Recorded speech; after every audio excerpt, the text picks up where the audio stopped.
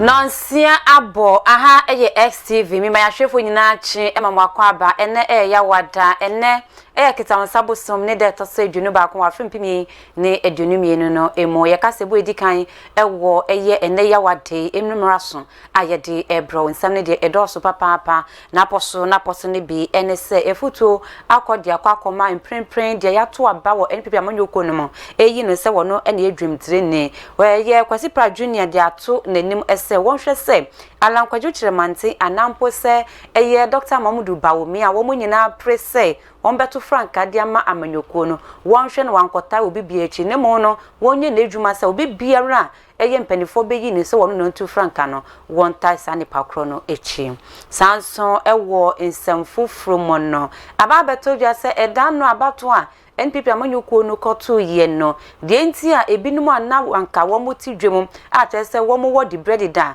se no wo mo akwakodi nkuko no ye kiremu se na wotwemienu bia ya de wo mo sesa wo mo na meza wo mo percent memofo na bo se ye memes no party members no emfra o manu nti na o medi ntwo no e won semfofro mo nso AMA and the Accra Metropolitan Assembly no wo mo ese amanfobi asofobia wo mo na nkramonte so a wo mo preach ye dede bebebe no sese no yaban no wo mo nyina so wo mo ja saadede no ebi nso eye adwuma wo mo eni permit ne nyina e wakasebo mu a ye di ebro nsem bi kan we ho ena me de bro se anopa no nsia kase ewo XTV eso obapa me visa kwose ate eni me de me ena me de kasebo ebro afeji bre na me fa kasebo de wo man kasa enfama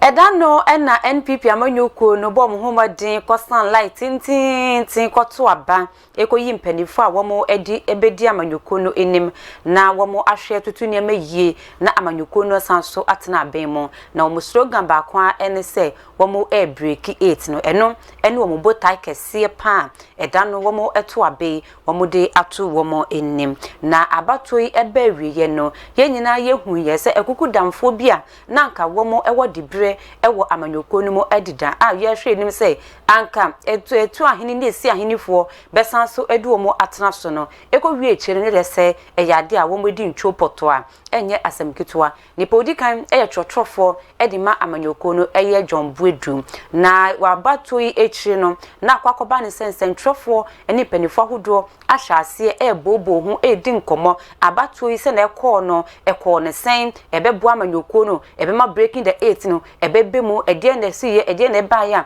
ebi edi ntwo ne ebi nso etimi abemu na abrasam eye nkombotwetwe ekoso no ena kwasi Prat Junior wono ene ye penipa woda derobokrata insight anono odi ababeto dwa ese wono de efuto kase pan wo pese wode ema eye opanya mprempren ya to aba eyi no se wono ene be adwumtire ni emfama amanyoko no eyo onwunyam ni Steven Ayesu intim wono ena wo modi ato nenim ese wonhwe se won konkotai obi echi se na yehu no ansom kwakoto aba na obi san media meta John Buedu echi eje media meta we echi no wose wo mo tu futo mo de ema no ese wonhwe se wankwanko yesa se media mini Baomia ene eko media mini Alanka sha na eko mini we ene eko kwasi Prat Junior ese wonhwe se wono de obeye din wondina mfimfim nipa biara wonbeyi no de abasa wono ene betu franka de ama NPP amanyoko no womboa no na womutimi endin kunim ne mo no imprepre afa no womohwe enim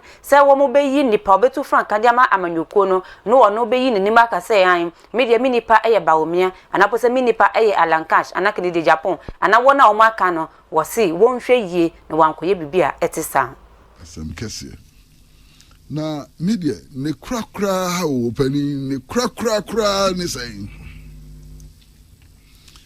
amanyoko obiara especially Ghana ha registered political party no ne botai ne se e beto abama no baba bam na Ghana mine no esika yina ya de ahye ne nsa ya japade yina de ahye ne nsa ana mebo nti anu ni ade a mi hu se e fapim no so ye anu free mu political party de ne fa hwan ho the facts of we are public institutions now mandate to manage the affairs of the country mandate to manage the affairs of the country no? It's so very important And somehow, isikasam enye obi need them.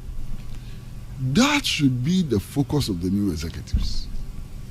And no, and we ma MPP no why ya kono and I say nya kono. So the be ya wo be hye nyoma be bo aban ma na hye nyoma yie na hotoba. Na dokunu buo ifa ko ani namu petro buo ifa ko ani namu edmayefo a wo makotua nso won ni ade no e be hwe ne aka hosam. That is the critical task. Na se no amba mu die na se ni na akoye se ne atia ya na se ne ya atia ana na faso bi ani. Until the critical question now is the national economy. Entino wapeni Kwesi Pratt Junior wono ene ye peni pa woda de obrokrata insight ano ena watimi di sansem nyina wode atodwa na NPP amanyuko no mo ene ye da so ejina na eda no nipa wono eka ho bia wono so ejina ye se wo jina ewo imano anemo eye women organizer position no nanso wentine sa intimi anka eye maami Helen Ama wono so ede atodwa ese wono de wonimpa de namenu so ntia nipa bia na omo de bre wa manyuko no mu bidida sesei no ya hwe wo mo to ase akonwa sesei wo medi ntwo no wo twem se ebinom wo ho no ma na wotwe mienu bia wo sesa wo no mesesan se wo mo pese amanyuko chitaifo no ebe fra wo nti wo fra ne ne e cha wo fra ne bioma ne yesi no ma no wrong no ma no switch off enya dia obenya ne bio wo twem se wo mo so ban no wo ne ye bi na ma ene de wo medi ntwo wo san so e de atodwa ese wo mo kai amanyuko chitaifo no so wo mo kai hu ne se wo mo wo de bre wa amanyuko ni mo nso no wo mo so mo ye nipa wo mo so mo wo haw na eya ade a so bi fra wa no de ne haw to wenima na ya ne se ode haw ni ba ya e wo sa wo so ni nyina no e de ma no wo se ntisa wo mo so mo wo haw wo mo so mo wo nyame bia wo mo efemu nti mo mo fo mo haw nyina imfa nkosua eye wona wo ma pa wo mo so wo bedi amanyuko no enim no eso Edding young leaders ni bebre omu lusu ye no. That is one of the problems. Hwe obi o ha me say every 2 weeks your sunny phone number. Obi o lusu ye. Na so only ni party mu. Ah we your party leader. Now every 2 weeks what's the phone number? Seriously. Kasa. Seriously kasa nipa ho. Ya. Say nipa ne wote party mu. Bebre aye adwuma ma. Woni omu na ye adwuma. Na wo se bosumi mienu na wotwe mienu bia mesesa me phone number che se nipa ne wo kasa na o kina wonyaw sa nipa no kura ni nyamien mo kwa onu onye delegate ko ba ko ka che ne yonko delegate na delegate nso so ne be ye no ene ni bebre omo awie oh lusu fine nipa aye na omo refi se challenges na omo komu no sa ni bi na wo kom enti se wa anya abotre wo be fo wo ho asemo be ka kire obi no na wan hwe ya nipa no kwa asem no so ba akoka no eye skill wo how to deal with people minianom ne party for so mutie sometimes the leaders no enye easy sa bebre go through a lot party for from ye nuano omo de omo from awunya omo no enye easy sa o but musu munya ye ho abotre enne nyame aya wadom na se ya to aba ma wa sanya wusi ni nipa etna no eye very important sanya wusi kasa kire nipa nipa na ombesi akwakoto ama o enti we dia newly elected executives from chairman ekopim last one youth organizer the wings no mesreomo ye party for no ani abre form sheda enye mayensa but eno so nkire se ye begyamu ama brafo we amomo aba achia emuye mesremo moma ye nyina ye nka ye hummom na every week yen start adwuma ne denden we have just about 2 years yes your party for no so na yes raban ye party no na awo aban no nti aban would have to work with the party ti ye best raban mu mpanyimfo nso so mama yen so party for nim na yenye ne yen break the 8 no because nyame anya yadom na ye co opposition na me amase ye be ha me it's 2008 I co opposition na feel me national service young guy me school me continue fie sa ja ne san ba power I feel na me gusu a me san pick up ne san co opposition bi a cardinal ye be san ba na bia na me 50 years ne akire na I spent all my youthful years in opposition to me say my imagine say me adwumaden mani abrepa enti yem party new executives no eni yen government no omomo aye ya ye ni abri na yenye ni ensi da yenyai MNDC for ma mewini e ma me kire yen se ne ebreki 8 ene ye mfa yen ye be kire omo because yen ye de baaye edin yen leaders ni bebro mu no ama Helen wono ena wakasa no nansen ya omkoto abe no ono so ejina bi se women organizer position na nko ope na so omo ntimi amfa ma no NPP amanyoko no abato ho sense ye mu ye ne wo eda so ejine mu na abato ibe wiye no allegations bebre ebe mu na openi ba akwa wono ne di Steven Asamoah Boateng wono so jina ye dwemteni di bre no na nka wo pedidin na so ne nsa ntimi anka omoto aba ne wie no ena wo de bi ebeto dwa ese wono de eyade a amafo etue sika papa asobo no wo de bo mprempren de odi nkunim eyopene Steven Ayesu intim no wose wo de subo no ebo sense wono wo tua sika kese pa ansa na mpo wo mutimi eto aba no edema no. I've sent my 7-point approach, 60-40, and a courageous leader that can bind us together and can face the NDC squarely. That's what we're talking on. True, he's buying the votes. It is. I've got a message from a known office, a known person. Let him go ahead. I am not selling. Look, I can show you. Look, listen to this person, but I don't want it. He sent 500 and added another 500. I have given them a TNT. I've sent my. Enwechi openi ba kwa wono nso no ope national organizer position osanso ye ekani MP Edima Tema East abaton peso so Titus Grover wono nso de atodwa se wono wedi ntwo pa se ye beka se na bia wono di nkunim no woni ni enye adwuma wontimi nye adwuma wona se wontimi enye nakwala wontimi mane ensoma no ewo amanyoko no emu wono so sei no wono so kan. I can't work under the sorry. It is better to speak the truth than be blunt. Sir, Uber party was and yet to work under him to be honest. I cannot work under the Nazi. I'm a party by Ade. I can't work under the Nazi. Sorry. It is better to speak the truth than be blunt. Sir, Uber party was and yet to work under him to be honest. I cannot work under the Nazi. I'm a party by Ade. I can't work under the Nazi. In some way, you know, no, and any dear amount for be free.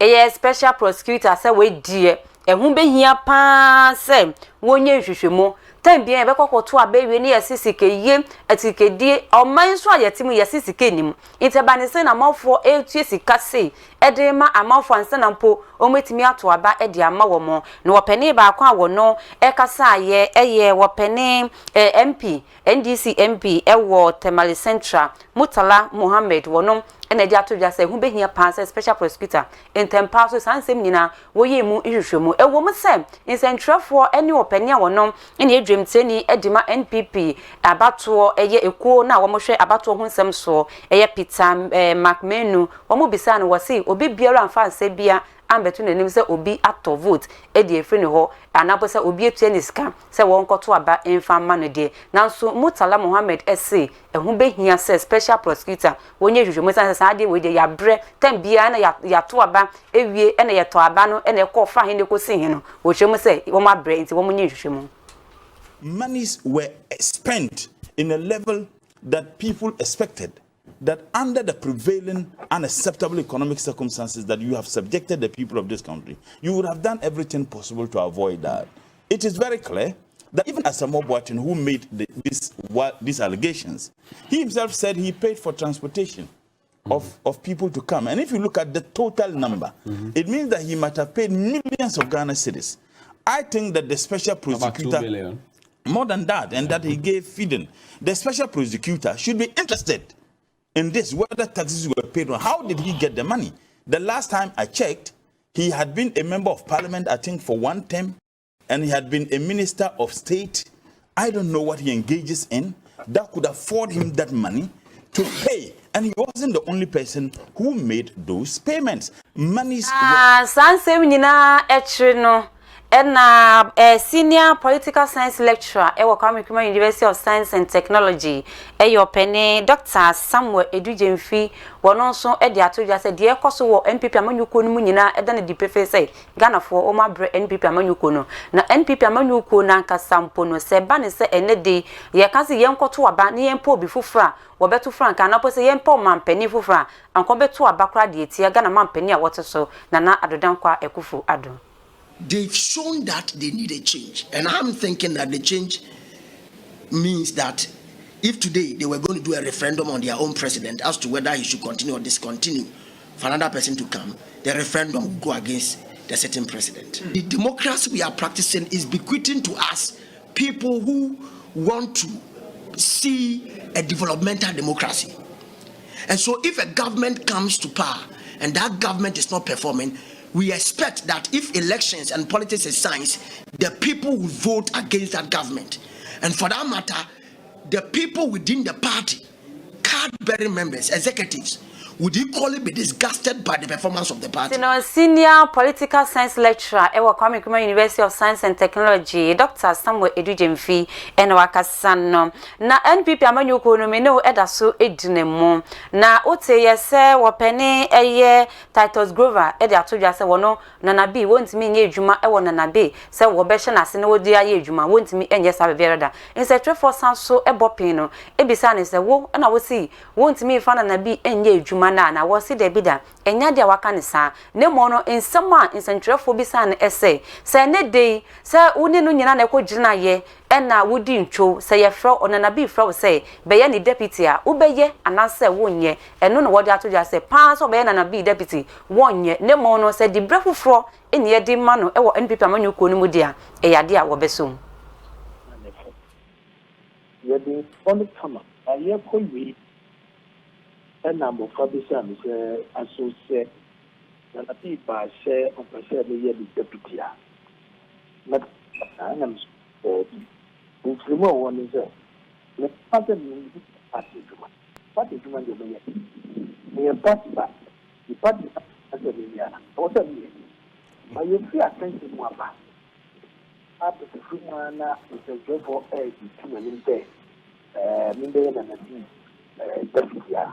Yana me party the munja ni akumano onwa e woni choice you person di ni juma aye nya de nko shebi aye ni ko ti so pianity ko do be ni ko ti e ba mi sa so ni ko ti reality and the na sabio u person ni ko ye di na so bi ni ka fa e ko ti do dia ni ka ta dia na bi na tamani and to avoid ya young child. Not on one, your person over you. That's the individual, not in individual. But part of me said, we did and not literally the dead, including the other. And we can't say, part of money to my million. Sunday Chimuno, the court. The next on the media for the Yamadiano and what? At summer of the fact of manifest beside the associate, that's what you think. They the deputy, but yeah, I'm so dead. I mean, can't say that money to my for if you mean, I will examine the and I'm not going to do a public show. I can offer my friend, there are certain elections. Mobia is so difficult between me and another watching the metro and the Chimua and one and say, or maybe something that's why it's so dead. And let's say the party money is in and I'm going to party to India. Then patriots become the party, and I believe in our party ideal. And they're just I believe in competition. Very good, Akata. They're people who say, you're kind of one movie, not related for the competition. It's Master Kaka before, Michimo, and what they are presenting. And then you just all my next. You're the only comer. I hear we and number for this and associate and a people share of a share the year deputy. But I am for the one is the pattern party to Tena wapeni Titus Grover Daniel wonom ena wakasa no wo ye ekane mashebedwini edima adihye omo wotema is abato mpeso so wo gina na nse ya se wope national organizer de brain na so enya de ayetimi ede amano na yenkopiemu ewo NDC amanyuku no mu ukopiemu mashebedwefia nipa woda eye edom komana no eyunyem ni Haruna Idrisu eke ya donduma dudum bejan wode atu NDC amanyuku no enim ese oman no egu oman no ehwefom oman no titia pansam inti NDC amanyuku no womo ensori waka no womo embua woman no no man no ankolapse We need to work to salvage and save the Ghanaian economy, and more importantly, to avoid Ghana sinking into a Sri Lanka situation. The fundamentals of our economy are all gone, as he shared with you, whether it's a fiscal deficit or its debt to GDP ratio, or we over borrowing, as Nana Dankwa and Dr. Mahmoud Zawaya have notoriously done. They have borrowed more than any other administration in the Fourth Republic. But we are guided that in the coming week, they have brought a request for $1 billion borrowing. As a responsible minority that thinks good of the country and thinks good of Ghanaian businesses and the private sector, and to avoid an imminent collapse of the economy, we are amenable and open to accepting and approving that for them, but we still strongly think that the $250 million component is expensive. You cannot be borrowing $250 million out of which $45 million, such as one, they wanting to oust the diplomatic immunity of our ambassador in the United Kingdom, which is against the Vienna Convention, which is part of it. And then even the interest regime of tranche 1 and tranche 2 of the 750 will need a further tracking. We need to work. No, onyem ni Haruna Idris so na wone nsentrefo akasa wodi sansemi ediato NDC amanyoko no enim. Na yento akase no so na ye mbepie mu won nkran hanomem. AMA Accra Metropolitan Assembly no womo akodi dwuma bi enu ada ne nyina enense womo esesa wonam kroma nkran mountain so ende asofo aba enye binie womo preachi no mount speakers na dede won be wie no mo ya pay for fun out to collection ni nyina eka ho bia dede no enye bini na so Ghana mamra no so a tese ebo ye ho ban efa dede ye ho no e wo normal of volume I was wodi ye adwuma anopa ena normal of volume I was wodi ye adwuma eye enwumre se wo babia enipa residential area anapo se bia ye anipa wo bebre ni nyina so no e wo normal of volume I was wodi so na so sankofo we ni mo enfa o mo ho de o mo hia ne se o mo speakers na kwa akosi honom won be ye dede uni obi twitwin komokra na enya de anipa no ebete won kan ne senti no Accra Metropolitan Assembly no abom homodin akwakwohwe se sankofo nyina ye pampan wo mu nyina ebi so krapo ye adwuma womo anje permit na enomo no eye Gilbert Ankra awono ene ye head of public affairs edima Accra Metropolitan Assembly no woni nsentrefo ekasa ya wo church nsemu se ede emaye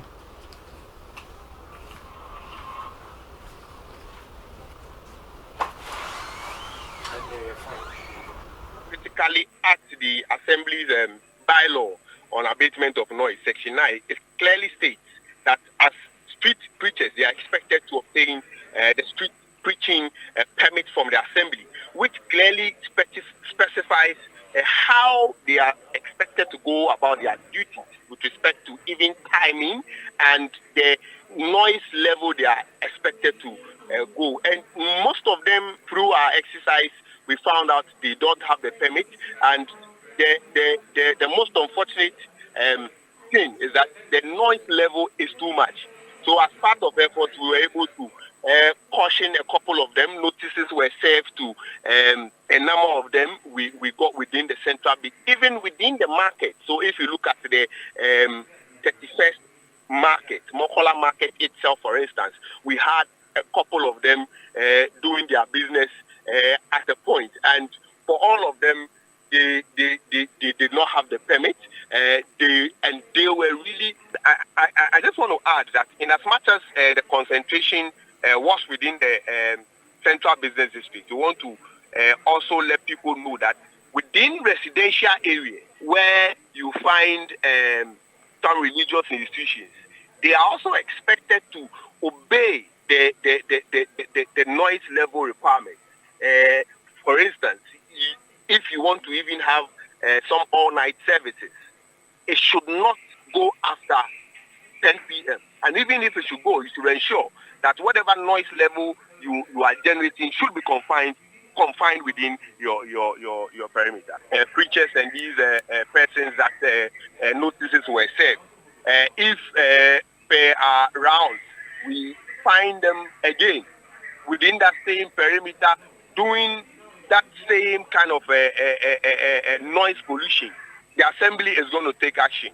So when notices are served, if you don't abate the nuisance, then they would follow up with court sermons, which would eventually lead to some court action. So now, Openi Gilbert, Ankara, one head of public affairs, Edema Accra Metropolitan Assembly, no, and I was media sensing, you know, what they are to Jano. Intino, say, dear, Sir Unam Chrome now, so move precious, and Obia, all preachy be, and I was so to me in your permit, and son, with maybe yes idea, as some been a bomb so good. And I say, when your permit news, and I was so be the day, would be a volume, no, the day, a hammer for there be a one normal of volume, what's a would be, let me what would be. I mean, sure, woman, some no pay. Cassiamo at the mountain, me feeling in am fancy, I made us say, so when your brain and that general share XTV, Yanopan, Sian Cassie, and pay me faster down, and from my Chichi Beauty Palon, Sebra, no one you with Tima, who make up now, pay, okay, your wedding, your engagement, outdoor, name ceremony, baby, beera, or quack ye beera, I will put BCC, a day a mono, Chichi Beauty Palon, say, oh, at the mount, a biswa, open so who's any meaning in a year, was a brand, or betcha, what that jepa. Go betcha papa or poquasi festos. I don't pass a building more. Second floor, a hole and I'll be hunanabo se freno. Baby will be over with China baby a diamond. Freno, it was 0547 078. Samson and I yet creation so say bra. No so program beera woko beer. So beko baby ni I can say, eh, aba bay, a branty in warfare. Nina, atadia obeshe and after an obesisi wono, and no and ebe mani panina, ebe show. It's a bomadiana quiet chain, non pamatadia kama infant show, a mani memma mo franning penny for nina or pambi. A bisha also per se who's animating in a year was Ibra, no betcha freno. It was 0242 389 851 0242 389 851.